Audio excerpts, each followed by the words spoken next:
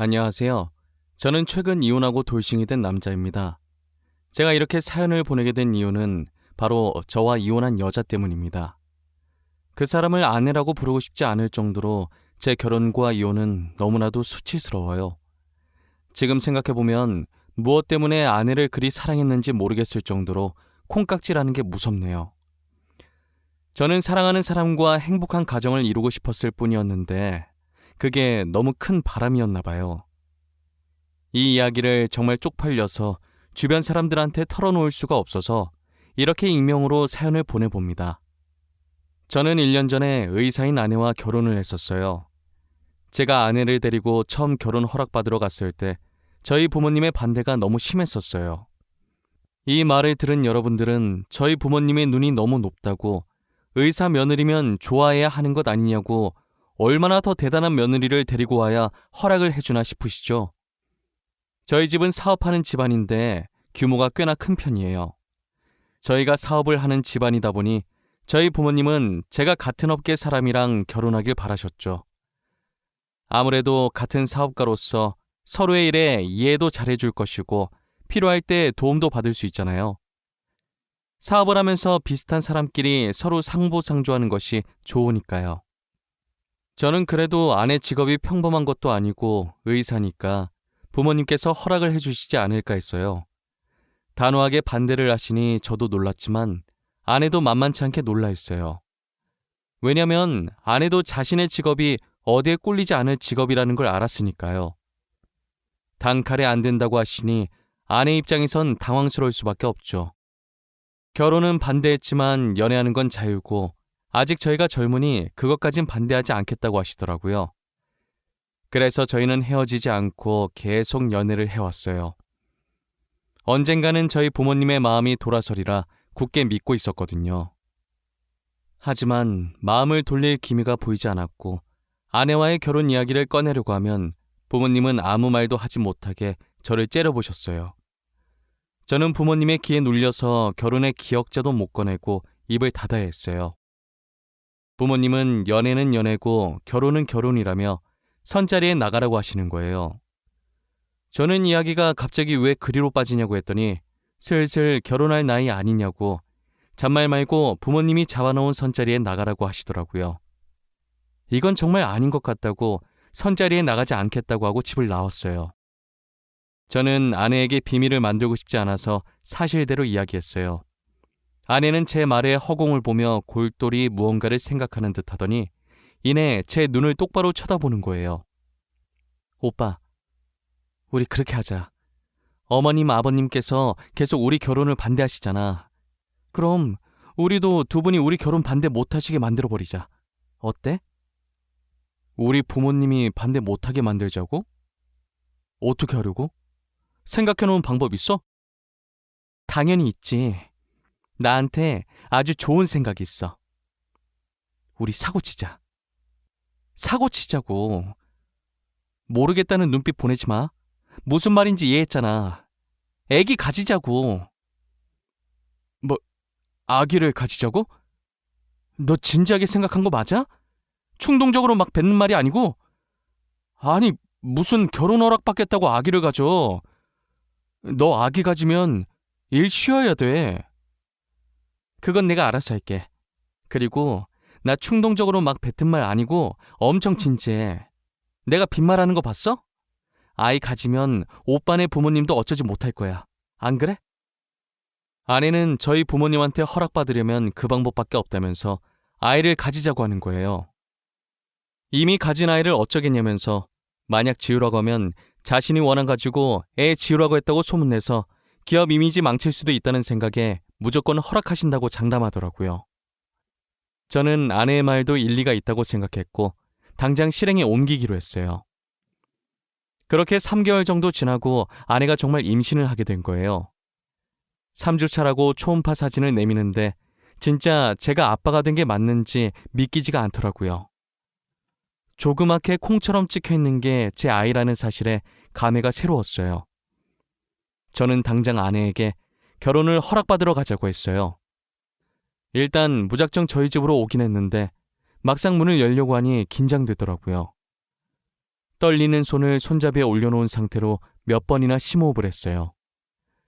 아내는 제 손 위에 자신의 손을 올리더니 저를 향해 고개를 한번 끄덕이더라고요. 저도 아내 따라 고개를 끄덕이고 아내와 같이 문을 열었어요. 문 열리는 소리에 부모님이 저희 쪽으로 쳐다보셨고 아내와 함께 온 모습을 보고 눈을 찌푸리더라고요. 여자친구는 뭐하러 데리고 온 거냐? 또 결혼 허락해달라는 쓰잘데기 없는 말 하러 온 거냐? 아가씨께는 너무 미안하지만 우리 아들 이번에 선보러 갈 거예요. 알고는 있어야 하지 않나 싶어서. 알고 있습니다. 안 그래도 아까 오빠한테 이야기 다 들었어요. 그런데 어머님, 아버님, 저희 오빠 그 선자리 못 나가요. 곧 아빠 될 사람인데 선자리에 나가면 곤란하죠. 아빠가 된다니 그게 무슨... 설마 너... 아니다. 아가씨가 말해볼래요? 내가 생각하는 그게 맞나요? 임신이라도 했다는 말이에요? 네, 아버님. 저 오빠 아이 가졌어요. 3주 차래요. 못 믿으실까봐 여기 초음파 사진도 가지고 왔어요. 진짜인지 가짜인지는 거기에 찍힌 산부인과에 연락해보시면 바로 알 수 있으실 거예요. 아내는 당당하게 초음파 사진을 내밀었고 아버지는 당황한 표정으로 사진을 받아드셨어요. 그리고 임신이라는 말에 놀라서 주방에 계시던 어머니가 국자를 든 채로 거실까지 나오셨더라고요. 아버지는 아내의 말 따라 휴대전화를 들어서 산부인과에 전화를 해서 확인했어요. 산부인과 측에서 맞다고 했는지 전화를 끊고 아무 말 없이 사진만 빤히 보시더라고요. 저 아내는 괜히 긴장돼서 옴짝달싹도 못한 채 마른 침만 삼켰어요. 1분간의 숨막히는 정적이 이어지더니 이내 아버지는 활짝 웃으시더라고요. 아버지가 웃는 동시에 어머니도 웃으시는데 이게 무슨 상황인가 싶어 저와 아내는 아무런 제스처도 취하지 못하고 눈만 꿈뻑꿈뻑거리고 있었어요. 이야, 이게 정말 내 손주란 말이야? 이렇게 조그만 것이 아들인지 딸인지는 아직 모르는 거지. 언제쯤 알 수 있다니? 개인적으로 딸이었으면 아는구나. 나는 외동아들밖에 없어서 딸이 너무 궁금해. 아마 3주 정도 더 지나야 성별 알 수 있을 거예요. 누굴 닮았으려나? 인물은 솔직히 며느라이가 더 나은데 말이에요. 솔직히 우리 아들은 너무 평범하잖아.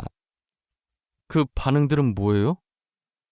좋아하는 것 같긴 한데 그래서 저 선 나가요? 애 아빠 될 사람이 선자리를 왜 나가? 출산 힘든 건데 네가 며느리 옆에서 보필해야지. 네 엄마도 너 낳을 때 엄청 고생했어. 네가 애 낳을 때까지 잘해줘. 집안일도 하고. 그래, 맞아. 임신했을 때 잘못하잖아? 그거 진짜 평생 기억 남는다. 난 아직도 네 아빠가 사과 안 사온 게 그렇게 화가 난다니까. 사과만 보면 그 생각나서 으깨버리고 싶어. 저희 예상과 달리 아내가 임신을 했다고 하자 부모님께서 엄청 좋아하셨어요. 불과 몇 분 전까지만 해도 결혼 안 된다고 반대했던 분들이 많나 싶을 정도였어요. 배가 불러오기 전에 결혼 서둘러야겠다면서 아내 부모님한테 인사드리고 빠른 시일 내에 상견례 날짜를 잡아오라고 했어요. 그러자 아내는 잠시 머뭇거리다가 부모님이 안 계시고 할머니 밑에서 자랐는데 할머니도 자신이 성인이 되자마자 돌아가셨다고 하더라고요. 갑자기 분위기가 숙연해졌고 아내는 이런 반응 바라고 말한 거 아니고 괜찮다고 하면서 분위기를 바꿔보려고 했어요. 저희 부모님은 제게 더 잘하라고 그런 상황 속에서 의사된 것이 너무 대견하다고 했죠. 저도 처음 들은 아내의 가정사라 놀랐고 결혼해서 행복한 가족을 만들어줘야겠다고 생각했어요. 아내는 미리 말하지 못해서 미안하다며 닭똥 같은 눈물을 흘리더라고요. 오빠 미안해. 오빠한테는 그래도 미리 말했어야 하는데 놀랐지. 오늘은 꼭 말해야지. 내일은 꼭 말해야지 하면서 참을 말 못했었는데 이제서야 말하네. 너가 뭐가 미안해. 내가 미안하지. 너가 그런 아픔이 있는 줄도 모르고 마냥 해맑고 순수한 아이라고 생각했는데 우리 결혼하면 정말 행복하게 살자. 고마워. 끝까지 나 포기하지 않아줘서 너무 고마워. 내가 정말 잘할게. 우리 힘들게 결혼하는 만큼 꼭 행복하게 살자. 그렇게 저희는 상견례를 생략하고 속전속결로 결혼을 진행했어요. 저희 부모님은 손주 안겨줘서 고맙다며 최고 대우를 해줬어요. 서울의 40평짜리 아파트에다 혼수도 다 넣어주시고 연예인들이 많이 이용한 예식장에 드레스까지 저희 부모님께서 모든 것을 최고로 준비해 주셨어요. 저와 아내는 아이 덕분에 일원도 들지 않고 맨몸으로 결혼을 한 것이에요.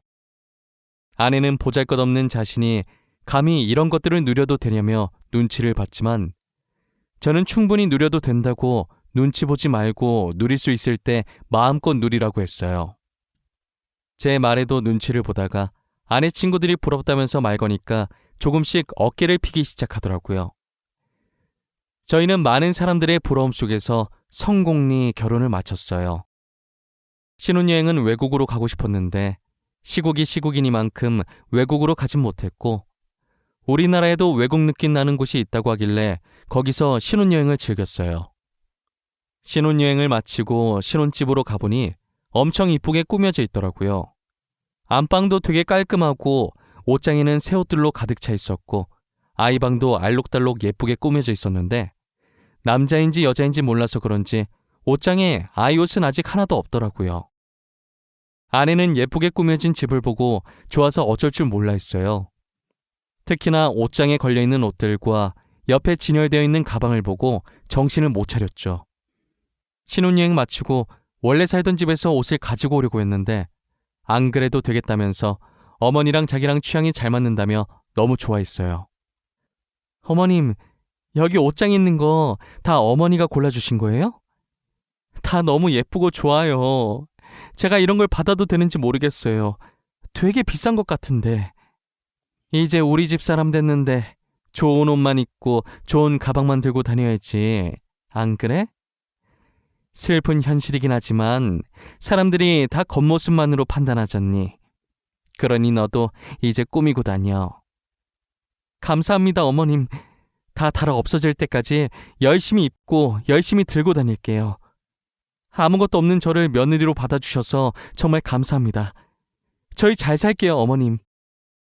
그래, 나야말로 우리 손주 안겨줘서 고맙구나. 애 낳을 때까지 우리 아들 실컷 부려먹어. 여왕 대접 받을 수 있는 건 그때뿐이다. 여행 갔다 오느라 피곤할 텐데 쉬어. 끊으마. 어머니는 아들인 저는 안중에도 없고 오직 며느리 걱정뿐이셨어요. 그래도 저는 전혀 서운해하지 않았고 오히려 보기 좋았어요. 처음엔 결혼 절대 안 된다고 반대했었지만 결국엔 이렇게 결혼도 하고 어머니와 아내가 잘 지내는 모습을 보니 이것이 행복이라는 걸 느꼈죠. 저는 신혼집에 발을 들인 순간부터 임신한 아내가 불편할까봐 집안일을 제가 도맡아 했어요. 임신 초기엔 절대 안정이라는 어머니의 말을 듣고 화장실 갈 때 말고는 제가 대신 움직였어요. 제가 예전에 요리학원에 다녔던 적이 있어서 그때 실력을 살려서 맛있는 것도 많이 만들어줬죠. 아내는 이런 것도 만들 줄 아냐며 놀라더니 맛있게 다 먹어주더라고요. 제가 만들어준 요리를 남김없이 잘 먹는 모습을 보니 얼마나 뿌듯한지 몰라요. 요리사들이 이 맛에 요리를 하는구나 싶더라니까요. 주변에서 아내가 임신하면 입덧이 심해서 밥을 못 먹는다고 해서 걱정을 많이 했는데 저희 아내는 다행히 입덧을 하지 않았고 가리는 것 없이 잘 먹었어요. 저희는 아이가 뱃속에서부터 효자라면서 태어나면 얼마나 효자일까 유난을 떨었어요. 하지만 효자인 줄만 알았던 아이가 아내를 불편하게 하는 게 한 가지 있더라고요. 임신을 한 뒤로 어디로 눕든 자세가 불편해서 불면증에 시달리고 있다는 거예요. 그래서 저희는 어쩔 수 없이 결혼한 지 2달 반 만에 각방을 써야 했어요. 마음껏 자세를 바꾸고 움직일 수 있게 넓은 침대를 하나 사서 남는 방에 넣어줬고 자세 편하게 취할 수 있는 기다란 베개 같은 게 있다고 해서 그것도 사서 같이 넣어줬어요.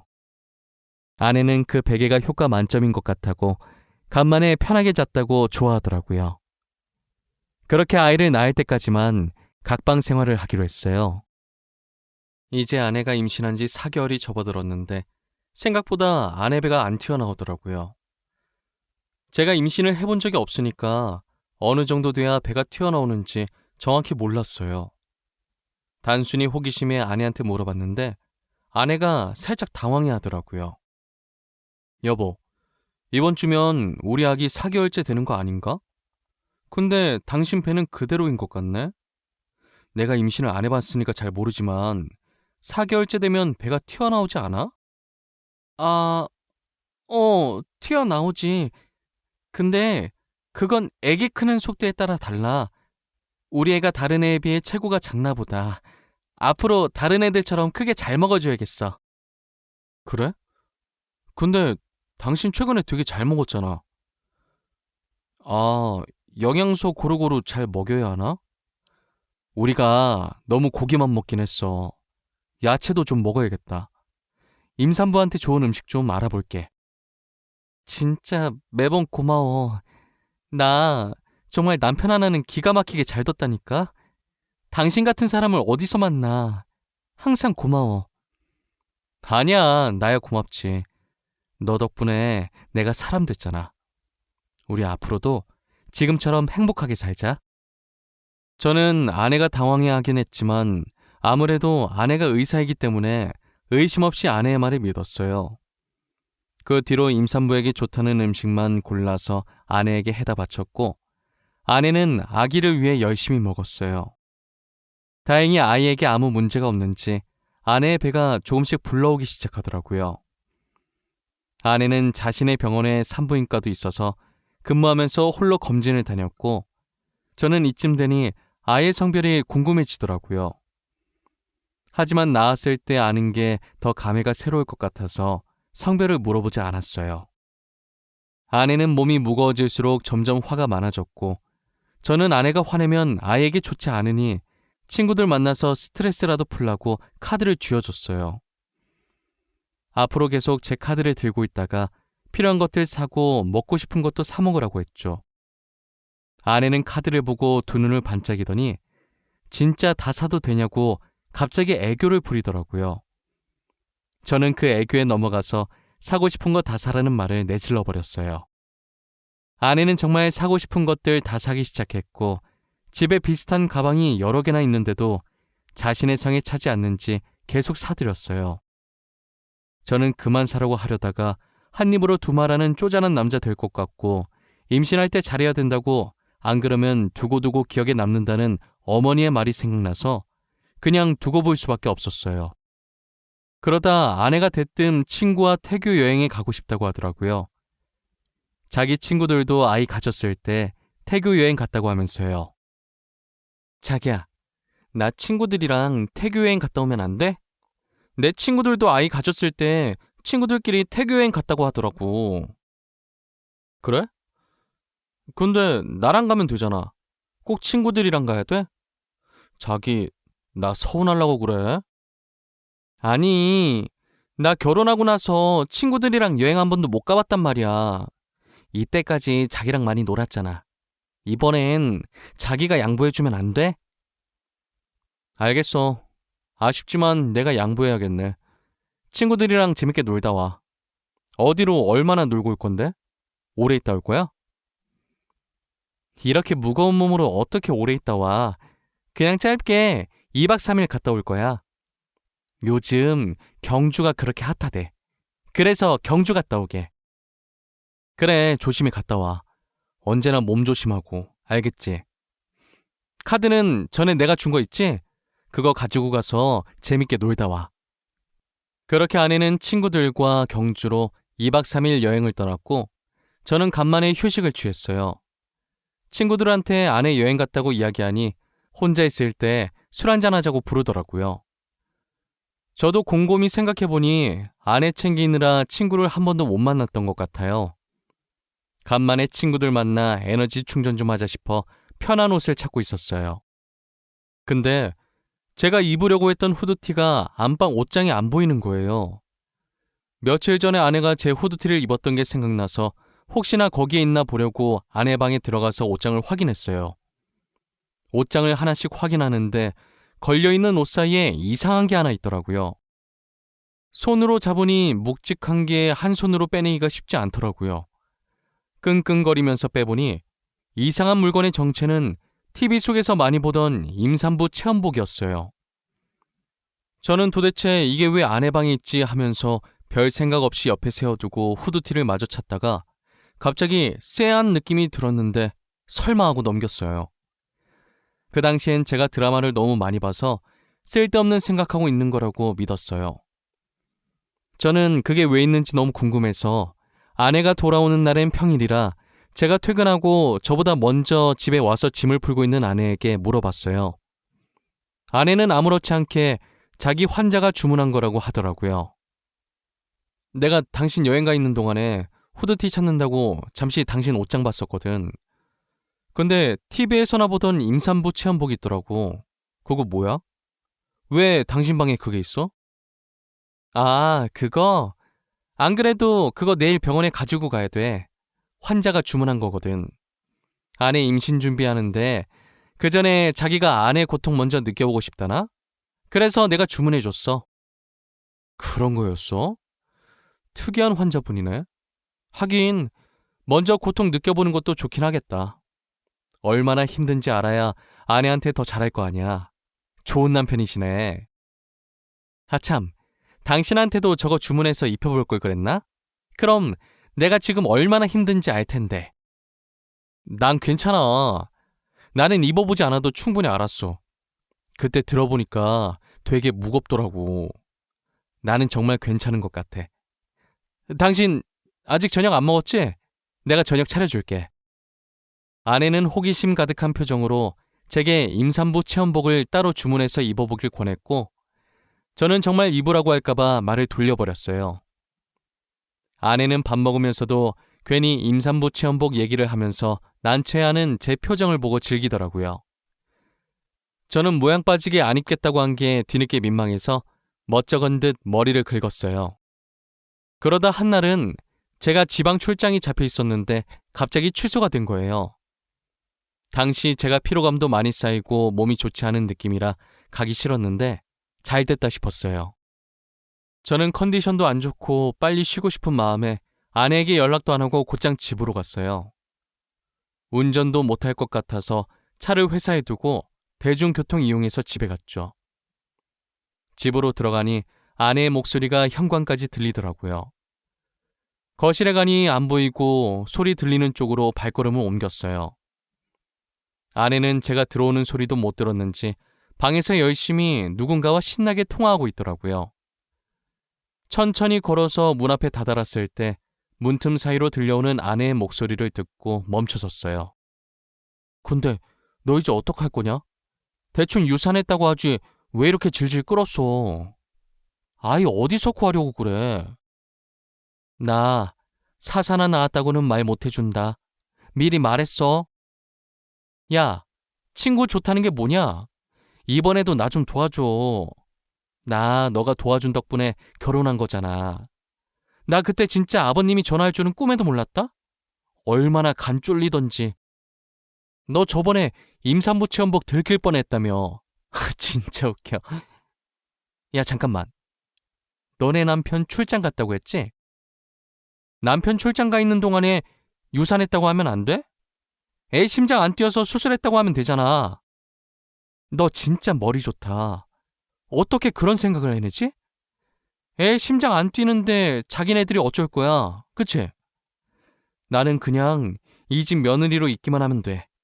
아버님 재산이 진짜 어마어마하더라고. 결혼식만 봐도 으리으리하더라. 우리 중에 너가 제일 초호화 결혼식 했을 거다. 너 SNS 보니까 집도 좋더만. 너무 부럽다. 멍청한 부잣집 도련님 물었다더니 진짜였네. 너도 나처럼 팔자 펴고 싶으면 분발해. 나도 너가 도와달라는 거 다 도와줄 테니까. 내가 의리하라는 끝내주잖아. 여보, 언제 왔어? 아니, 출장 간 거 아니었어? 아내는 홀쭉한 배로 침대에 누워서 통화하다가 일어나면서 문 앞에 서 있는 저를 발견하고 놀라더라고요. 마치 귀신이라도 본 사람처럼 들고 있던 휴대폰까지 던지면서 소리 질렀어요. 아내의 소리에 대충 짐작을 한 건지 상대방은 전화를 끊더라고요. 저는 배신감에 분노가 차올라서 온몸이 부들부들 떨리기 시작했어요. 아내는 부잣집 남자만 골라 사귀던 꽃뱀이었고 자신이 만났던 사람 중에 제일 부자였던 저와 결혼을 해서 팔자를 바꿔보려고 했던 것이었어요. 그래서 산부인과 의사인 동기와 짜고 쳐서 임신했다고 거짓말을 쳤고 저희 부모님과 저를 속여 결혼까지 한 것이에요. 저번에 제가 발견했던 임산부 체험복도 아내가 거짓 임신 연기하기 위해 샀던 것이었어요. 돌이켜보니 배 안 튀어났다고 했을 때 많이 당황했었는데 그때 의심을 해볼 걸 그랬어요. 아내 말처럼 제가 멍청해서 이런 연기에 속아 넘어갔던 것 같아요. 아내는 자기 말 좀 들어보라며 제 바지가랑이를 붙잡았어요. 여보, 내 말 좀 들어봐. 나 당신 돈 보고 결혼한 거 맞는데 당신을 좋아했던 내 마음은 진심이야. 진짜야. 제발 믿어줘. 어? 내가 잘못했어. 제발 한 번만 봐주면 안 돼? 당장 내 집에서 나가. 나 네 얼굴 1초라도 보기 싫으니까 당장 나가라고. 사과 따윈 필요 없어. 나 네 사과 받을 마음 하나도 없거든? 그냥 내 눈 앞에서 꺼져! 여보, 내가 미안해. 제발 한 번만 봐줘. 거짓말한 건 미안해. 나 당신 너무 좋아해서 그랬어. 돈도 돈이지만 당신이 너무 착해서 좋았어. 착해서 속이기 쉬우니까 좋았겠지. 나보고 멍청한 부잣집 도련님이라며. 진짜 내가 멍청하게 네 연기에 속아서 이 지경까지 온 거네. 더 말하기도 싫다. 당장 나가! 저는 바지가랑이를 잡고 있는 아내의 손을 뿌리쳤어요. 어차피 집안의 모든 물건은 제 돈 아니면 저희 아버지 돈이었기 때문에 휴대전화만 아내의 손에 쥐어주고 집 밖으로 내보냈어요. 아내는 미안하다고 한 번만 봐달라고 문 두드리면서 빌었지만 저는 용서해줄 마음이 없었어요. 저는 아내와의 이혼 소송을 위해 날이 밝는 대로 이혼 전문 변호사를 만났고 처음부터 녹음하진 못했지만 대충 중요한 말이 들어간 부분은 다 녹음된 걸 증거로 제출했어요. 법원은 당연히 저의 손을 들어주었고 아내는 제게 위자료를 줘야 했어요. 그리고 저는 아내가 의사 생활을 못하도록, 아니 사회에 발을 들이지 못하도록 하고 싶었어요. 그래서 아버지께 모든 걸 말씀드렸고 아버지는 인맥을 총동원해서 아내가 병원에 발을 들이지 못하도록 만들었어요. 의사협회에 돈을 노리고 임신했다고 거짓말치며 사기 결혼한 아내에 대한 청원글을 넣었고 저의 글이 삽시간에 퍼지면서 아내는 의사 생활은 물론 어디에도 발을 들이지 못하게 됐어요. 멍청한 부잣집 도련님 꼬셨을 때 이렇게까지 되리라는 생각은 전혀 못했었나 봐요. 세상엔 돈으로 안 되는 것이 아무것도 없는데 말이에요. 저는 아내가 병원이 아니라도 어디에 이력서를 넣든 못 들어가게 막을 생각이에요. 멍청하다고 비웃었던 사람에게 당하면 얼마나 비참할지 상상이 안 가네요. 저는 아내의 임신 조작을 도와준 친구도 찾아내서 병원에 발을 못 디디게 했고 그의 만행도 까발려 위조로 고소까지 넣었어요. 어차피 저는 이런 일이 있어도 꽃뱀한테 걸려서 불쌍하다는 얘기만 듣지 아내는 아마 평생 꼬리표가 남아 새 출발하긴 힘들 거예요. 그래도 저는 부잣집 도련님이라 그런지 이혼을 해도 저와 선을 보고 싶어하는 사람이 많더라고요. 역시 부모님들 말씀대로 비슷한 집안끼리 결혼을 할 걸 그랬나 봐요. 옛말에 어른들 말 들으면 자다가도 떡이 생긴다는 말이 있잖아요. 괜히 사랑에 눈 멀어서 부모님 말 안 듣다가 벌 받는 것 같은 느낌이에요. 지금은 부모님이 마음에 들어하는 조건의 여자를 소개받아 결혼을 전제로 만나고 있는 중이에요. 다시 결혼하고 싶은 마음은 없었는데 저희 부모님이 간절히 원하시더라고요. 사실 저희 부모님이 평상시에도 아기를 되게 좋아하셨어요. 그래서 전 아내가 아이를 가졌을 때 되게 행복해하면서 출산일만 기대하고 있으셨거든요. 아이 가지고 장난친 전 아내를 두고두고 저주하겠다며 이를 갈고 계세요. 간이 얼마나 크면 감히 우리 집안을 속이냐고 하면서요. 아마 전 아내가 대한민국을 뜨지 않는 한 살아있는 동안에 끊임없이 저희 부모님께 시달릴 것 같네요. 저도 저희 부모님처럼 전 아내를 가만히 놔둘 생각은 전혀 없어요. 슬슬 제 이야기를 여기서 끝내보려고 합니다. 드라마에서 보던 일을 겪어보니 아직도 뒤통수가 얼얼하네요. 사랑했던 사람에게 배신을 당하니 사람이 정말 땅끝까지 절망에 빠지게 되더라고요. 지금은 잘 이겨내고 다른 사람을 만나고 있지만 당시엔 정말 죽을까도 생각 많이 했어요. 그래도 이렇게 좋은 사람을 만나 많이 치유되어 다행이죠. 여러분들도 저처럼 멍청하게 당하지 말고 뭐든 확실히 알아보시길 바랄게요. 꼬리가 길면 잡힌다고 거짓말하면 언젠간 잡히게 되어 있답니다. 지금까지 제 이야기 들어주신 모든 분들께 감사합니다.